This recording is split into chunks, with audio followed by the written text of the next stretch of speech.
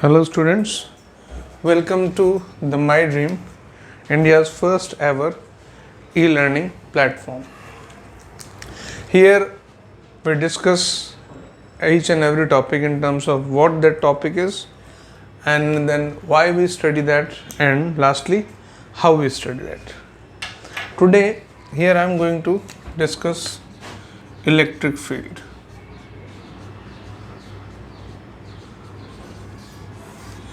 Now first of all, what electric field is? Before starting that, I'll make clear there is a misconception among the students that electric field and electric field intensity, these two are same thing. No, these two are not same things. These two are different things.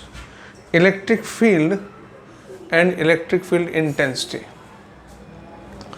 Electric field is actually, I should define it, what it is, okay? Then it is space around a charge or charge distribution up to which its electrical effects can be perceived. Now look at very carefully that it's basically space, is the space around the charge. It is what, suppose this is charge here, right? In 3 dimension, the region up to which its electrical effects can be perceived is called electric field. Now, why we study it?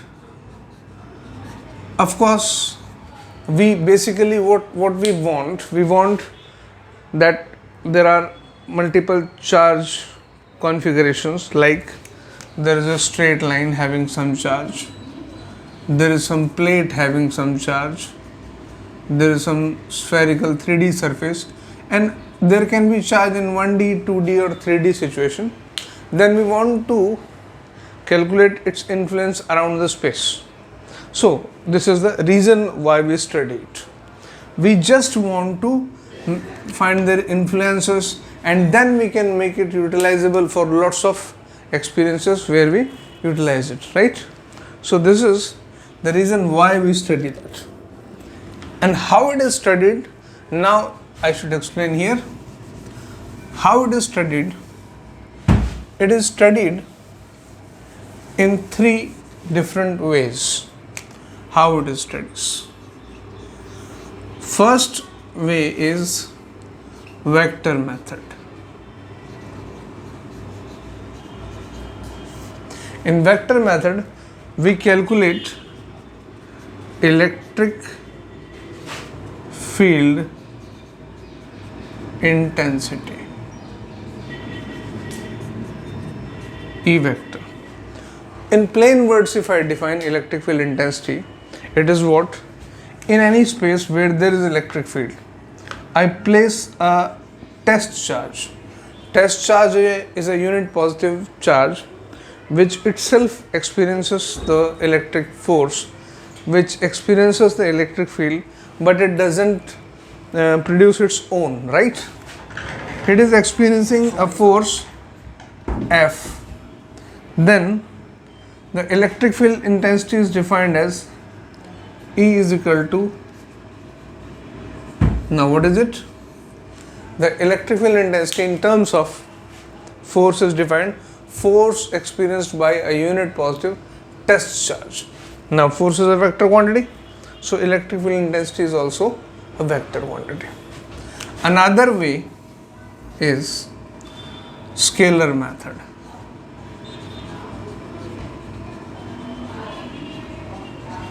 In scalar method, we understand electric field in terms of electric potential. We study in terms of electric potential V. Now first of all, you understand the difference. The first method, we can call it the force method, and the second method, I'll define it energy method. Look what it is. Suppose there is some charge Q or some charge distribution. From this charge, there is a point P at a distance r. I want to find potential at point P. Then I'll take a charge, unit positive test charge, from infinity to this point. Now this concept, if I'm bringing this charge q naught from infinity to that point, then definitely I'll be doing work against the field. That work will be stored in the form of potential energy of the system. So when I am bringing this q naught against this field, I am working on the system, and system will acquire a potential energy when the q naught will be here. Then at that moment the potential energy of the system will be q naught upon 4 pi epsilon naught r. Now potential is what? If I define this potential energy for a unit charge, right, then it becomes q by 4 pi epsilon naught r. It is defined as V. So I should make clear, the first method is force method, second method is energy method. There are lots of situations in mechanics also where we deal the problems either by the force method or by the energy method, and many times both have their own significance. Force method has its own significance, energy method has its own significance.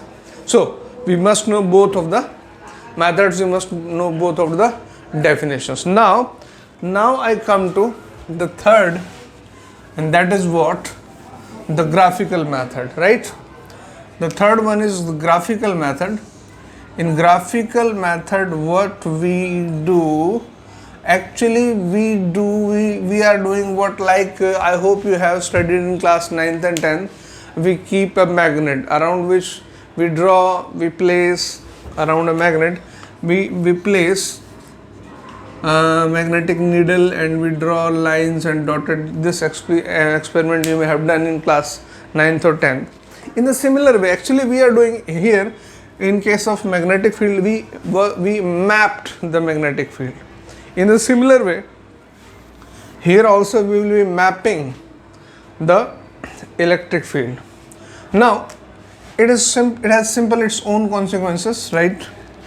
This plus charge, if it is isolated from everywhere, it is not surrounded by any other charge, then it will radiate its own electric lines of force through which it will interact with the other charges around it.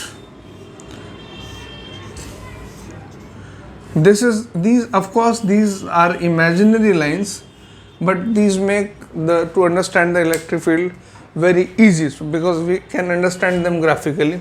For positive charge, the lines of force are like this, and this is, let me say you very clearly, this is isolated point charge. Similarly, if I have isolated point charge which is positive, isolated point charge, and I take negative. Now this mapping is similar, there is just one difference. What is that? We assume that the electric lines of force are supposed to be coming out from the positive charge, and here for the negative charge the electric lines of force are supposed to be terminate into the negative charge. It's a basic definition. It is assumed that the electric lines of force originate from point charge and finally terminate into negative point charge. From positive point charge they originate. These are isolated system. Now if we keep them together, then the scenario will be different. These are isolated, right? There is a little bit different scenario. What is that? If this is positive charge, this is negative charge. Now I keep them close, then the lines of force will be like this. As much as lines which can start from positive charge, they will terminate into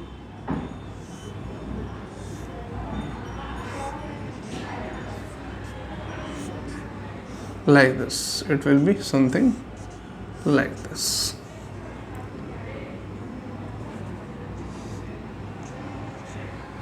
We just miss here.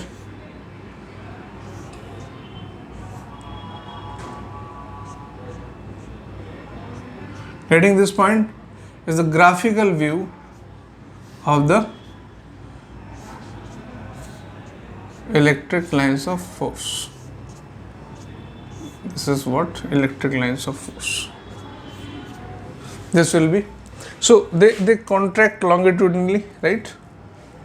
Then when they are kept together, positive and negative sign. This is basically a simple idea I am giving you. Later we will be discussing in details about these electric lines of force. Here I would like to define electric field intensity in terms of electric lines of force. Electric field intensity, the first vector term, can also be defined in terms of electric lines of force. It can be defined as, suppose it is given as electric field intensity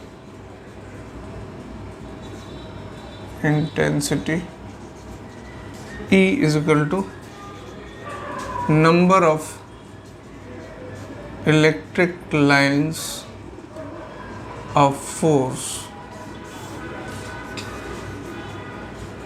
per unit area at a point. What does it mean? For example, I have this point P. I want to calculate electric field intensity at this point P. Now suppose there are number of lines of force.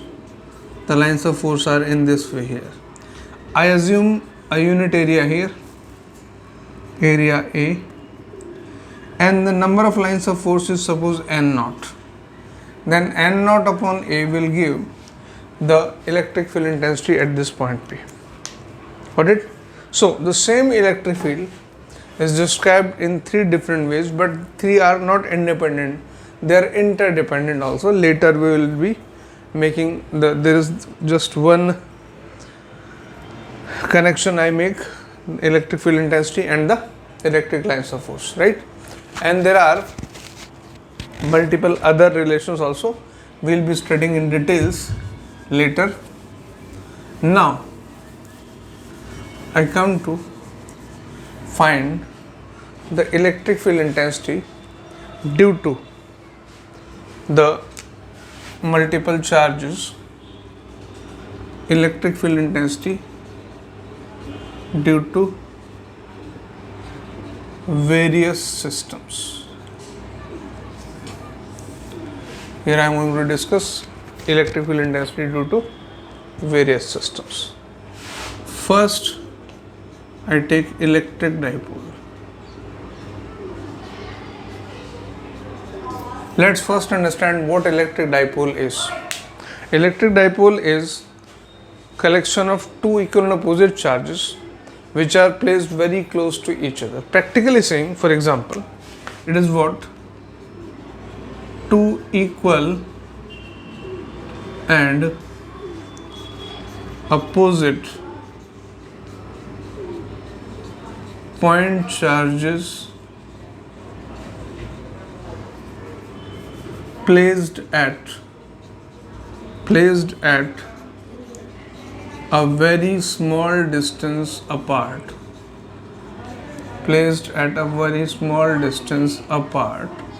form an electric dipole. I give you a practical example. For example, you have HCl molecule. H is positive, Cl is negative. Practically saying, this HCl molecule is a good example of electric dipole. There is positive charge, there is negative charge, there is very small separation. Now this quantity as a whole is forming electric dipole. Now we are going to study Now we will take in our own way, that I'll consider a negative charge, a positive charge in our own way, and we will further study the electric field, the potential, and all other things due to these two charges here. First of all, I talk about electric field. Here I talk first electric field intensity due to dipole on axis. Look, what does it mean? It's minus charge, it's plus charge. First of all, I would like to define a quantity which is called dipole moment.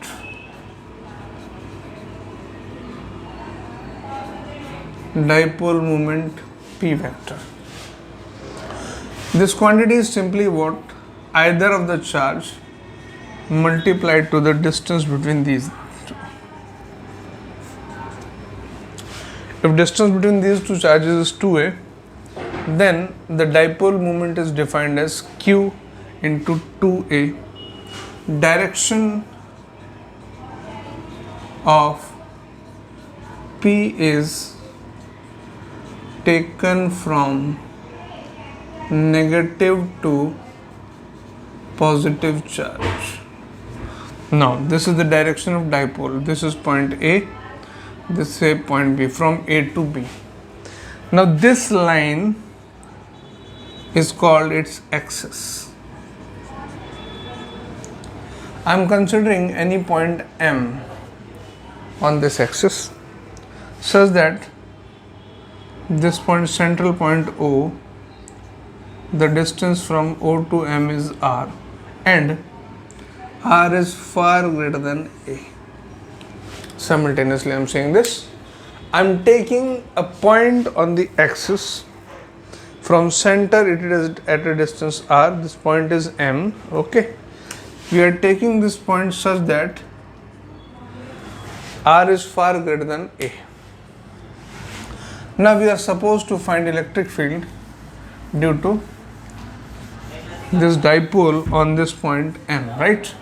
So first I should calculate, I'll take this direction as positive and this direction is negative, because on this line there are only these two directions, rightwards and leftwards. At M, electric field intensity due to positive charge. First I'll count the electric field intensity due to this positive charge, right? I write E plus. I'll simply write in terms of plus and minus. From plus, this is KQ upon BM square. This distance is BM, and you can see here that BM is what? R minus A, this distance. So I write here KQ by R minus A whole square, and this direction of positive charge is rightwards, so I'll write only positive. E minus, due to negative charge electric field will be towards left, so I'll write minus KQ by AM square. Now look here, what is AM? AM is what? It is R plus A, right? Now I can write it is minus of KQ by R plus A whole square. Now these two, the electric field is due to E plus and E minus. The E net will be E plus E minus. It is what? KQ by R minus A square minus KQ by R plus A whole square. Very simple calculations now can be carried out, and we can take these simple calculations in this way. Look here, I have E net in terms of E net is equal to KQ by R minus A square minus k cube by r plus a whole square. This is r square minus a square. I take k cube out, that is r plus a whole square minus r. Very simple calculation it is.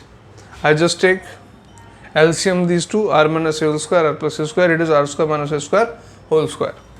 Here I have remaining r plus a whole square, here I have r minus a whole square. Now look here, it is r square plus a square, r square plus a square plus 2ra, and here I have r square plus a square minus 2ra, and denominator r square minus a square whole square I have. Now last step remains, which is very easy to understand, that look here it is negative sign, so these two are cancelled and these two are added up. So E net is equal to KQ 4RA upon R square minus A square का whole square. Right? Now I have said that R is far greater than A. R is far greater than A, then R square minus A square can be written as only R square. And numerator, look here carefully, I have Q into 4RA. I can write Q2A 2R. I hope you understand. Now Q into 2A becomes what? P. It becomes P2R. So collectively it becomes what? Look carefully. Denominator becomes R square minus A square.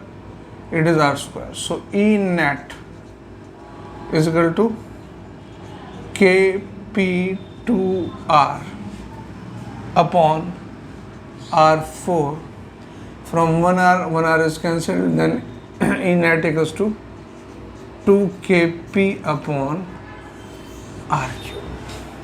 And this is positive, so this is along the axis. This is electric field due to the dipole on its axis.